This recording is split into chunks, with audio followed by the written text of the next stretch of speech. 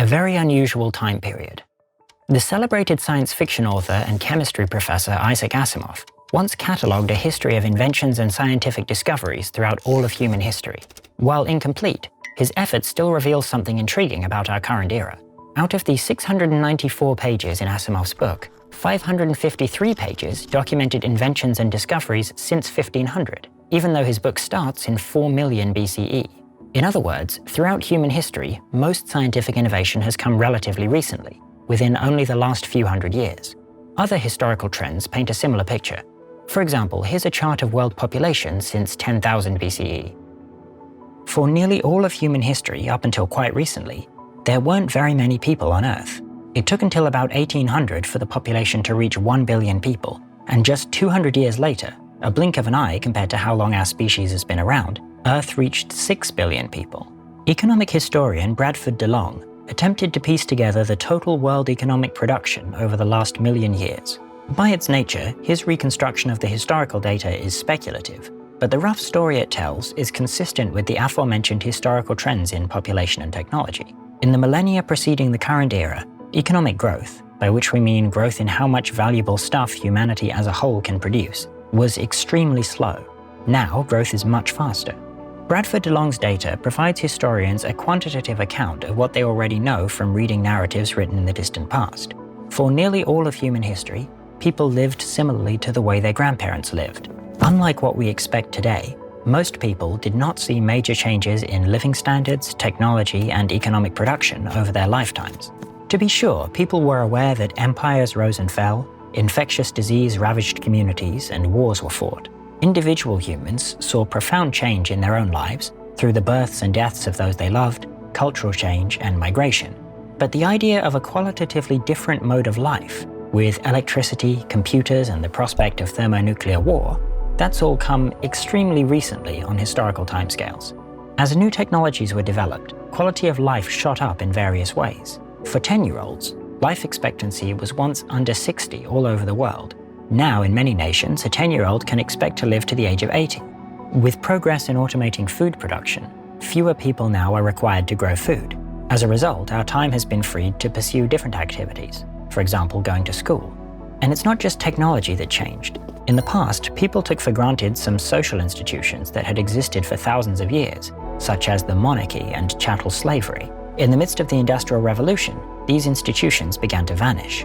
Writing in 1763, the eminent British economist Adam Smith wrote that slavery, quote, takes place in all societies at their beginning and proceeds from that tyrannic disposition which may almost be said to be natural to mankind.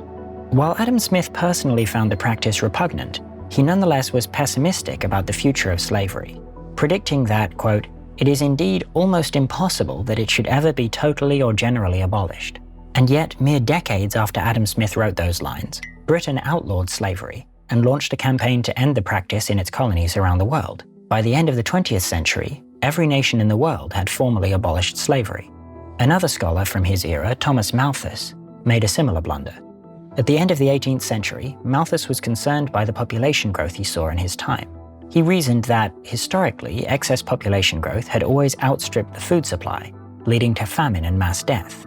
As a consequence, Malthus predicted that recent high population growth in England would inevitably result in a catastrophe. But what might have been true about all the centuries before the 18th century evidently came to an end shortly after Malthus's pessimistic prediction. Historians now recognize that, rather than famine becoming more frequent, food in Britain became more widely available in the 19th and 20th centuries, despite unprecedented population growth. What Adam Smith and Thomas Malthus failed to see was that they were living in the very beginning of a historically atypical time of rapid change, a period we now refer to as the Industrial Revolution. The effects of the Industrial Revolution have been dramatic, reshaping not only how we live, but also our ideas about what to expect in the future. The 21st century could be much weirder than we imagine. It's easy to fault historical figures at the time of the Industrial Revolution for failing to see what was to come in the next few centuries. But their method of reasoning, of looking at the past and extrapolating past trends outwards, is something we still commonly do today to gauge our expectations of the future. In the last several decades, society has become accustomed to the global economy growing at a steady rate of about 2 to 4% per year. When people imagine the future, they often implicitly extrapolate this rate of change continuing indefinitely. We can call this perspective business as usual, the idea that change in the coming decades will look more or less like change in the last few decades. Under business as usual, the world in 50 years looks a lot like our current world, but with some modifications. The world in 2072 would look just about as strange as someone from 1972 looking at our current world, which is to say, there will be more technology, different ways of communicating and socializing with others, distinct popular social movements, and novel economic circumstances, but nothing too out of the ordinary, like the prospect of mind uploading or building Dyson spheres around the sun. Parents sometimes take this perspective when imagining what life will one day be like for their children. Policymakers often take this perspective when crafting policy, so that their proposed rules will be robust to new developments in the future. And workers who save for their retirement often take this perspective when they prepare for the challenges of growing old. Contrast business as usual with another perspective, which we can call the radical change thesis. Perhaps, like Adam Smith and Thomas Malthus in their time, we are failing to see something really big on the horizon.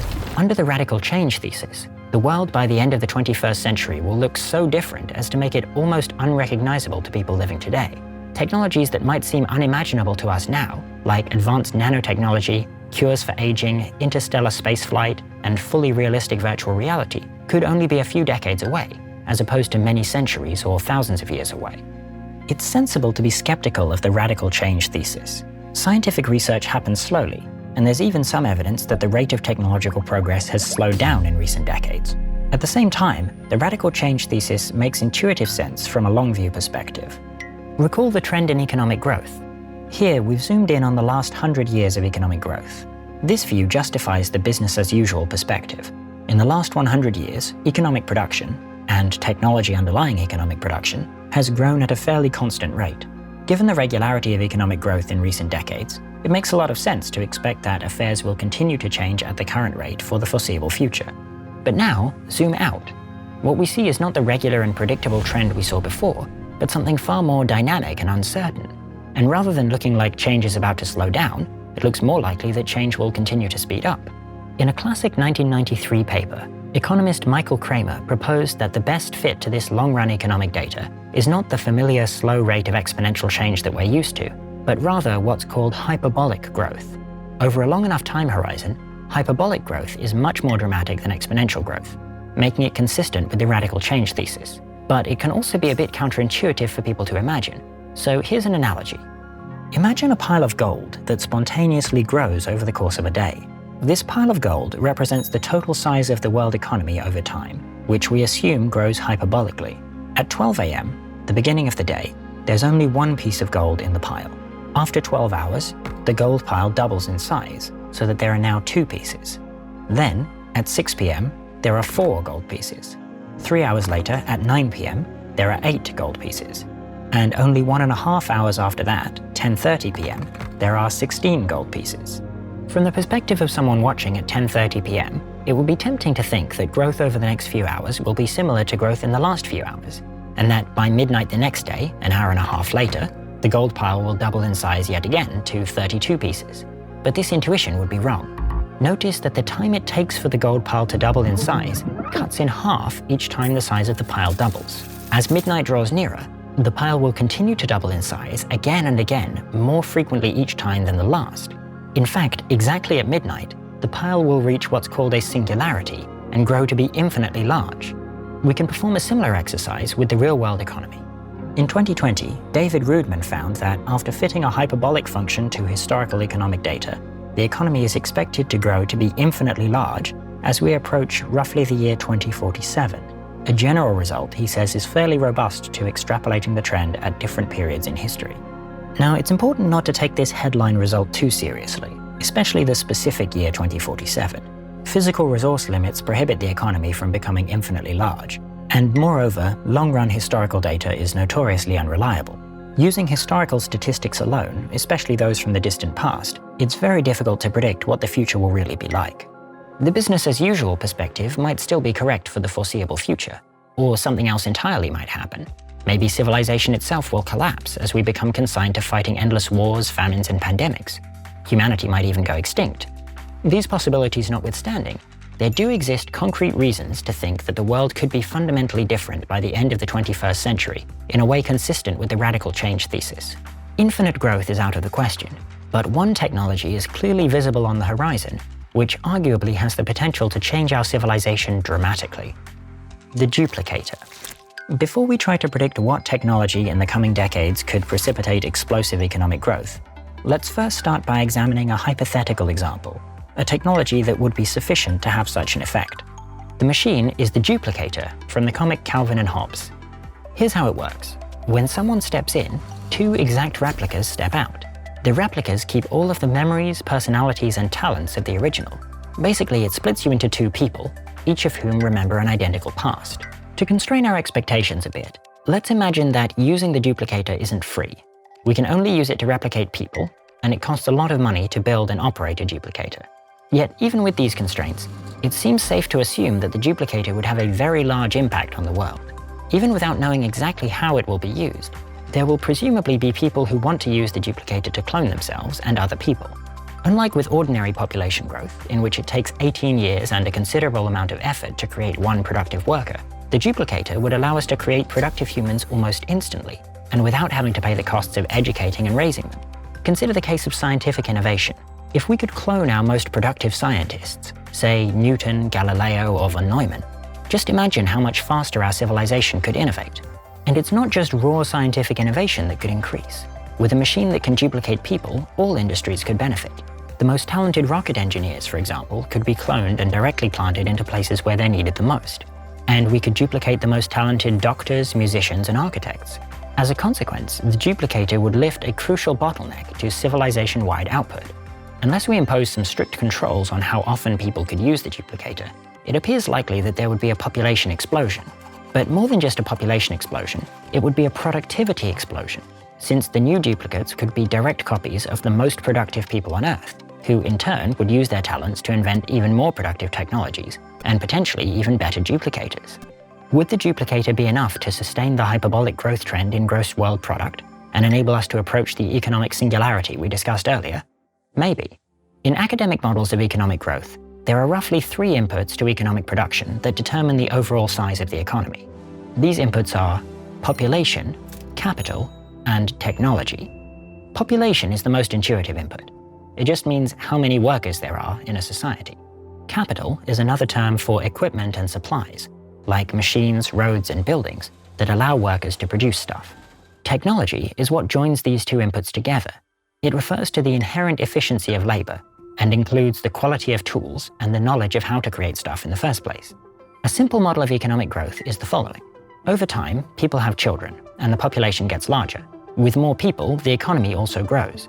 But the economy also grows faster than the population because people work to accumulate new capital and invent new technology at the same time the population is growing. Most importantly, people come up with new ideas. These new ideas are shared with others and can be used by everyone to increase efficiency. The process of economic growth looks a lot like a feedback loop. Start with a set of people. These people innovate and produce capital, which makes them more productive, and they also produce resources, which enables them to produce more people. The next generation can rinse and repeat, with each generation more productive than the last, not only producing more people, but also more stuff per capita. In the absence of increased economic efficiency, the population will grow exponentially. But when the total production per person also increases, this process implies super-exponential economic growth. Recall the analogy of the gold pile that grows in size from earlier. The underlying dynamic is that the gold pile doubles in size every interval, but the interval in which the pile doubles is not fixed. Metaphorically, the gold pile becomes more efficient at doubling in size during each interval, giving rise to a process much faster than exponential growth. Many standard models of economic growth carry the same implication about the world economy. However, we know our current economy isn't exploding in size in the way predicted by this simple model. So why not? One reason could be that our population growth is slowing down.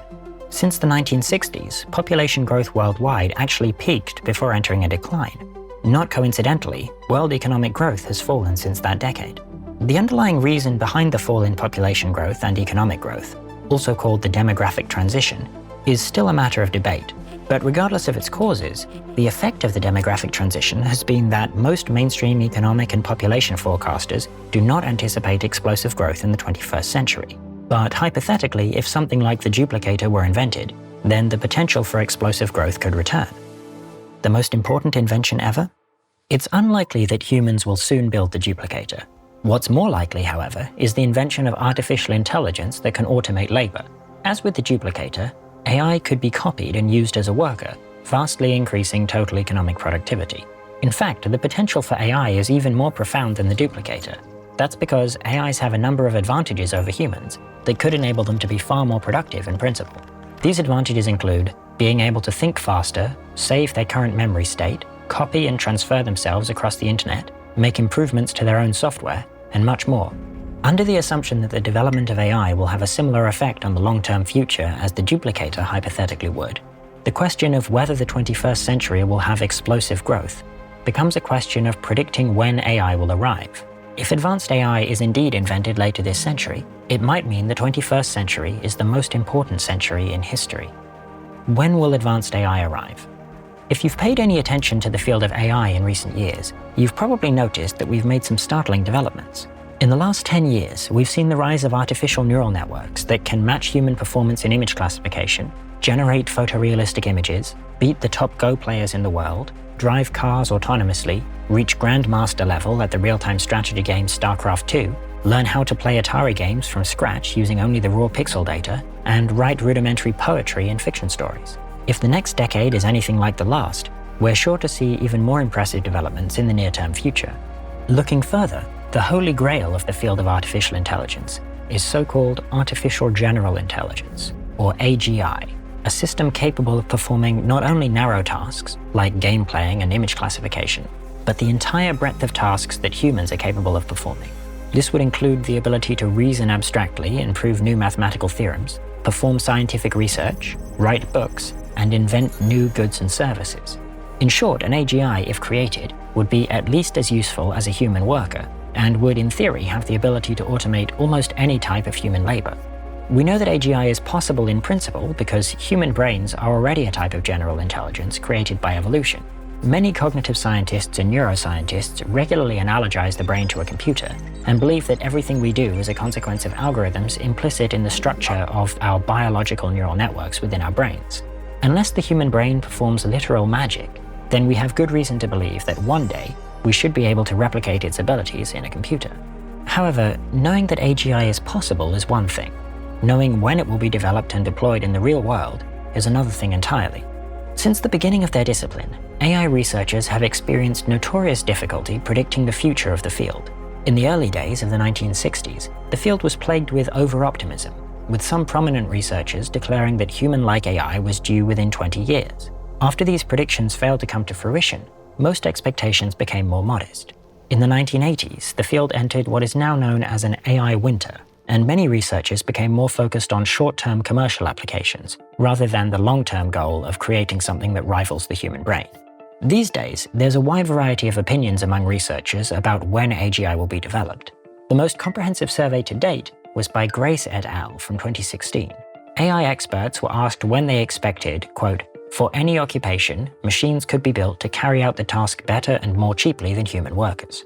The median response was the year 2061, with considerable variation in individual responses. These results show that most researchers take the possibility of AGI being developed by the end of the century quite seriously. However, it is worth noting that responses were very sensitive to the exact phrasing of the question being asked. A subset of the researchers were asked when they expect AI to automate all human labor, and the median guess for that question was the year 2136. It's clear that a significant minority of researchers are unconvinced that AGI will arrive anytime soon.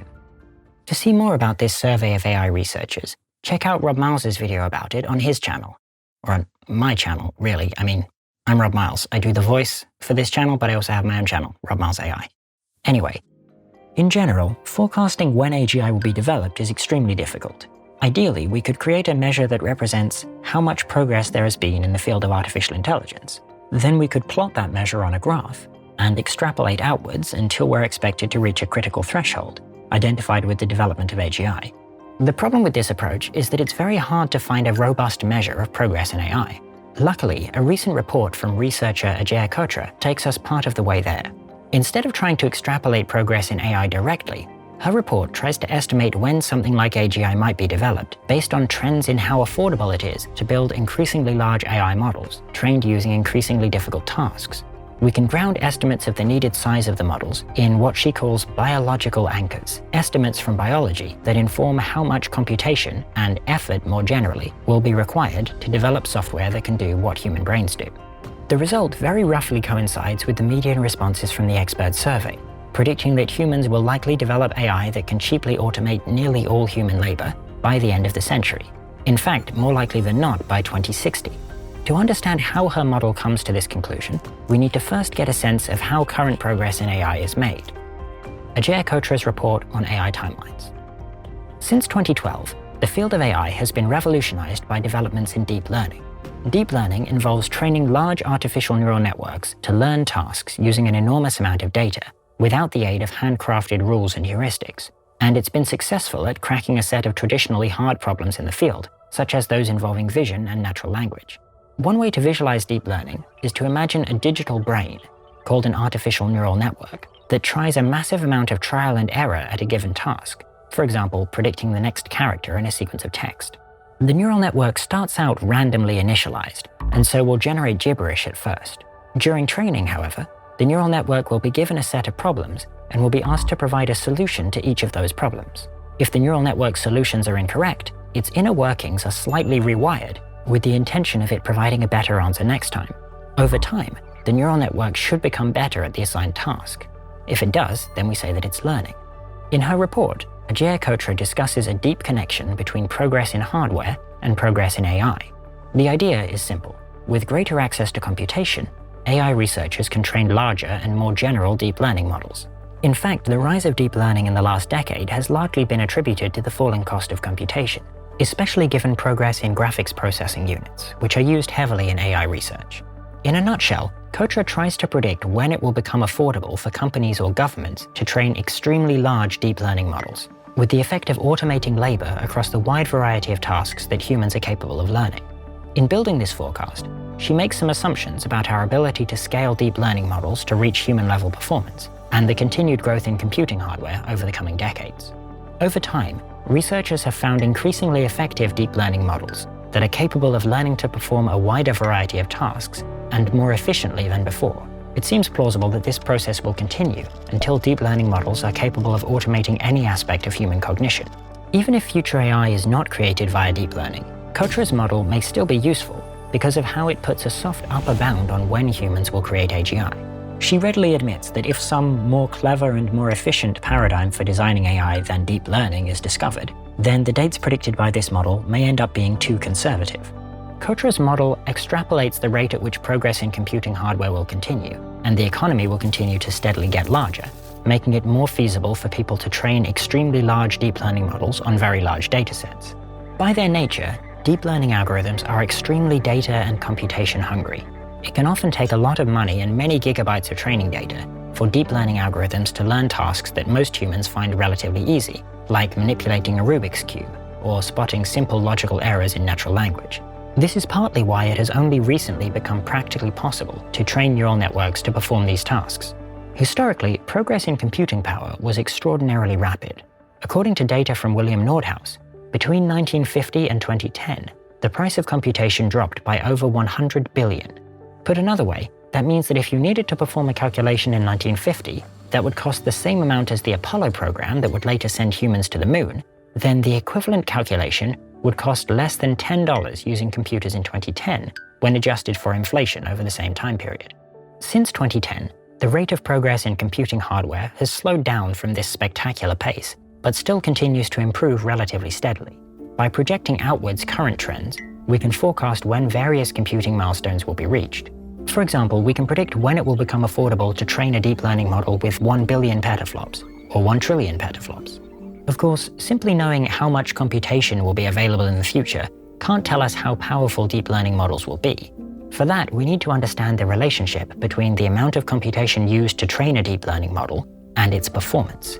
Here's where Ajeya Cotra's model becomes a little tricky. Roughly speaking, there are two factors that determine how much computation it takes to train a deep learning model on some task, holding other factors fixed: the size of the deep learning model and how much trial and error the model needs to learn the task. Let's consider the first factor, the size of the deep learning model. Larger models are sort of like larger brains. They're able to learn more stuff, execute more complex instructions, and pick up on more nuanced patterns in the world.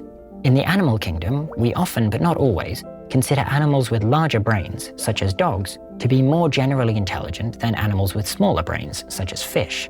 For many complex tasks, like writing code, you need a fairly large minimum model size, perhaps almost the size of a mouse's brain, to learn the task to any reasonable degree of performance, and it will still be significantly worse than human programmers. The task we're most interested in is the task of automating human labor, at least the key components of human labor most important for advancing science and technology. It seems plausible that we'd need to use substantially larger models than any we've trained so far if we want to train on this task. Cotra roughly anchors the size of model that would be capable of learning the task of automating R&D with the size of the human brain, give or take a few orders of magnitude. In fact, this approach of using biological anchors to guide our AI forecasts has precedent. In 1997, the computer scientist Hans Moravec tried to predict when computer hardware would become available that would rival the human brain. Later work by Ray Kurzweil mirrored Moravec's approach. After looking into these older estimates, Cotra felt that the loose brain anchor made sense and seemed broadly consistent with machine learning performance so far. She ultimately made the guess that current algorithms are about 1/10 as efficient as the human brain, with very wide uncertainty around this estimate. Now we come to the second factor. How much trial and error would a brain-sized model need to learn tasks required to automate science and technology R&D? This is the hardest and most uncertain open question in this entire analysis. How much trial and error is needed to train this model is a question of how efficient deep learning models will be at learning tasks of this form, and we only have limited and very indirect evidence about that question. The possibilities span a wide range.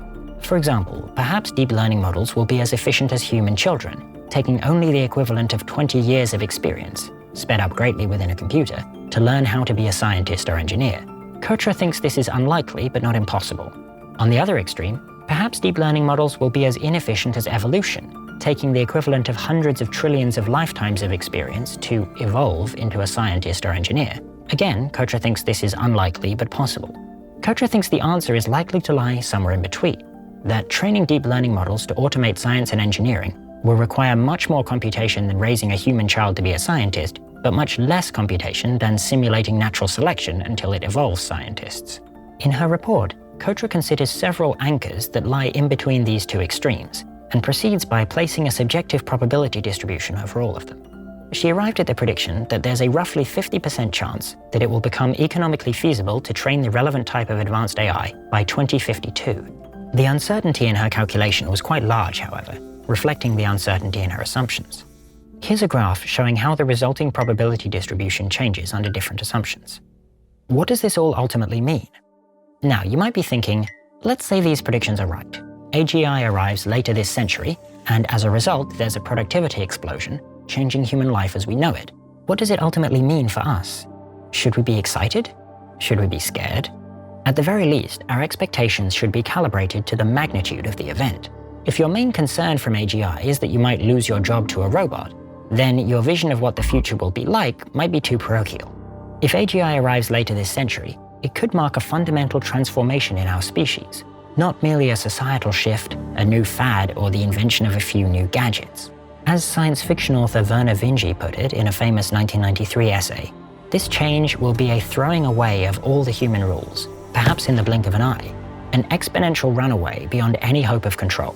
Developments that were thought might only happen in 1,000,000 years, if ever, will likely happen in the next century. One way of thinking about this event is to imagine that humanity is on a cliff's edge, ready to slide off into the abyss. In the abyss, we have only the vaguest sense as to what lies beyond, but we can give our best guesses. A good guess is that humans, or our descendants, will colonize the galaxy and beyond.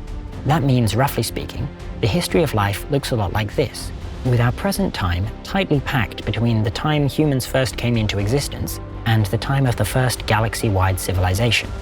Our future could be extraordinarily vast, filled with technological wonders, a giant number of people and strange beings, and forms of social and political organization we can scarcely imagine.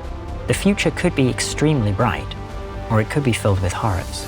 One harrowing possibility is that the development of AGI will be much like the development of human life on Earth, which wasn't necessarily so great for the other animals. The worry here is one of value misalignment.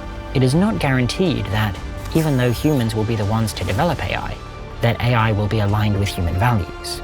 In fact, my channel is about how advanced AI could turn out to be misaligned with human values, which could surely lead to bad outcomes.